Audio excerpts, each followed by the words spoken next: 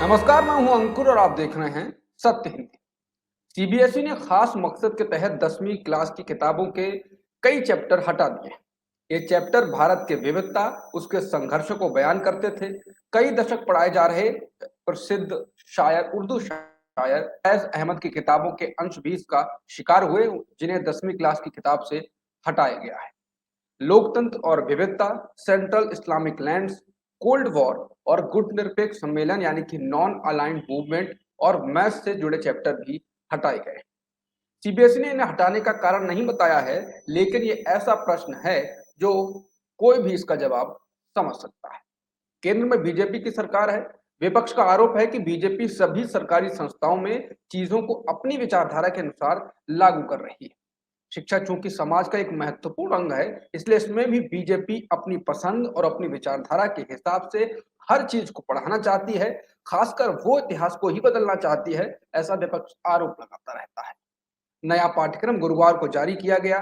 सामाजिक विज्ञान पाठ्यक्रम के लिए कहा गया है कि धर्म, सांप्रदायिकता और राजनीति खंड पाठ्यक्रम सामग्री का हिस्सा बना रहेगा, लेकिन पेज 46, 48, 49 को छोड़कर इन्हीं पेजों में जो कि छोड़े गए हैं, वह साहब की कविता और पोस्टर है। उसमें एक राजनीतिक कार्टून भी है जो सभी धर्मों को लड़ाकर राज्य करने वाले राजनीतिक दलों पर कटाक्ष करता है। फैज की कविता के साथ एक पोस्टर एनजीओ अनहद ने जारी किया था, जिसके सह संस्थापकों में सामाजिक कार्यकर्ता शबनम हाशमी और हर्ष मंदर हैं।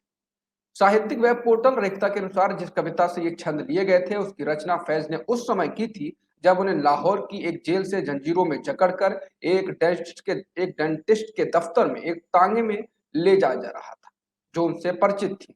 वो मशहूर नज्म है, आज बाजार में पाबा जोला चलो। दूसरी कविता थी ढाका से वापसी पर। फैज ने ये कविता 1974 में ढाका की अपनी यात्रा के बाद लिखी थी। जिस कार्टून को हटाया गया है वो द टाइम्स ऑफ इंडिया में छपा अजित नाइन का कार्टून था, जिसमें धार्मिक प्रतीकों से सजी एक खाली कुर्सी दिखाई गई है। उस पर कैप्शन दिया गया है, ये कुर्सी मनोनीत मुख्यमंत्री के लिए अपनी धर्मनिरपेक्ष साख साबित करने के लिए है, बहुत कुछ होगा। सीबीएसई ने पाठ्यक्रम से लोकतंत्र और विविधता पर अध्याय भी हटाए हैं। ये चैप्टर छात्रों को भारत सहित दुनिया भर में जाति और जाति की तर्ज पर सामाजिक विभाजन और असमानताओं की अवधारणा से परिचित कराते। इन चैप्टरों के नाम थे लोकप्रिय संघर्ष और आंदोलन, लोकतंत्र के लिए चुनौती। ये दोनों चैप्टर लोकतांत्रिक राजनीति में सुधार पर छात्रों की समझ को आगे बढ़ाते थे, उन्हें सोचने के लिए प्रेरित करते थे। जिन चैप्टरों और अन्य सामग्री को सीबीएसई ने हटाया है, उन्हें 2005 में राष्ट्रीय पाठ्य चर्चा की रूपरेखा के संशोधन के बाद कलकत्ता यूनिवर्सिटी के इतिहास विभाग के दिवंगत प्रोफेसर हरि वासुदेवन की अध्यक्षता में एक समिति ने तैयार किया था।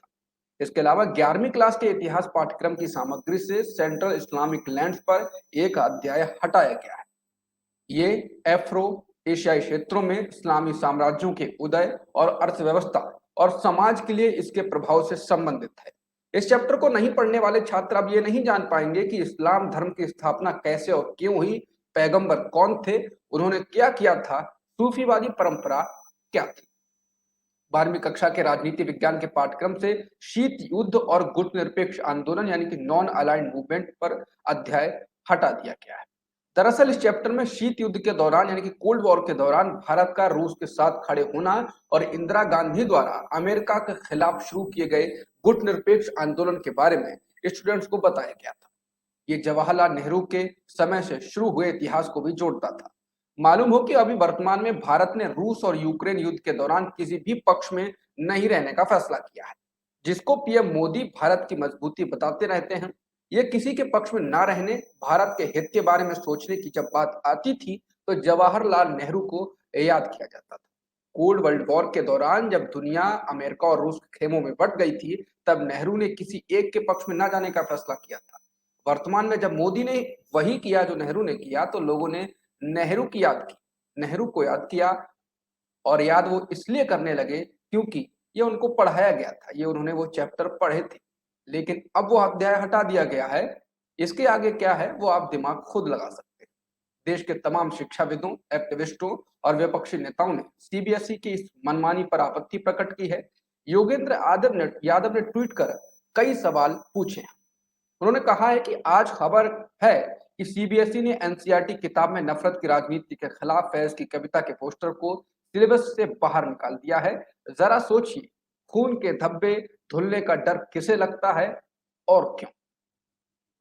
सभी धर्मों के नाम पर राजनीति करने वालों पर इस कार्टून को भी सीबीएसई ने सिलेबस से निकाल दिया। योगेंद्र यादव पूछते हैं क्यों?